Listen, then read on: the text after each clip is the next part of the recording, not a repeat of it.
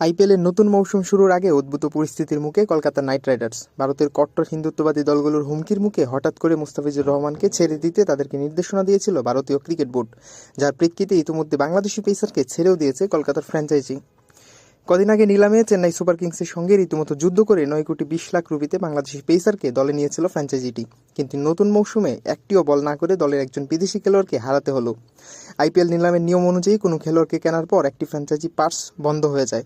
তবে মুস্তাফিজের ক্ষেত্রে পরিস্থিতি ভিন্ন। এক্ষেত্রে খেলোয়াড় সরে দাঁড়ায়নি বা ইনজুরিতে পড়েননি, বহিরাগত কূটনৈতিক ও নিরাপত্তাজনিত কারণে বিসিসিআই ছেড়ে দেওয়ার নির্দেশ দিয়েছে।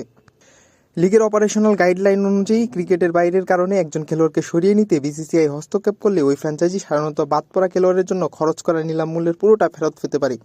সেক্ষেত্রে কলকাতা তাদের খরচ করা 9 কোটি 20 লাখ রুপি ফেরত পাওয়ার দাবি রাখে। মুস্তাফিজকে নিয়ে তৈরি হওয়া পরিস্থিতিতে মূলত ফোর্স মজর হিসেবে দেখা হচ্ছে, যা একটি চুক্তিগত ধারা যেখানে নিয়ন্ত্রণের বাইরে থাকার ঘটনায় চুক্তির শর্ত পূরণ করা সম্ভব হয় না। এক্ষেত্রে মুস্তাফিজের সঙ্গে চুক্তি কার্যকর করার বাধ্যবাধকতা নেই কলকাতার, কারণ তার আইপিএল থেকে সরে যাওয়ার নির্দেশনা এসেছে বিসিসিআইয়ের কাছ থেকে। অর্থাৎ মুস্তাফিজ তার চুক্তির টাকা পাবেন না।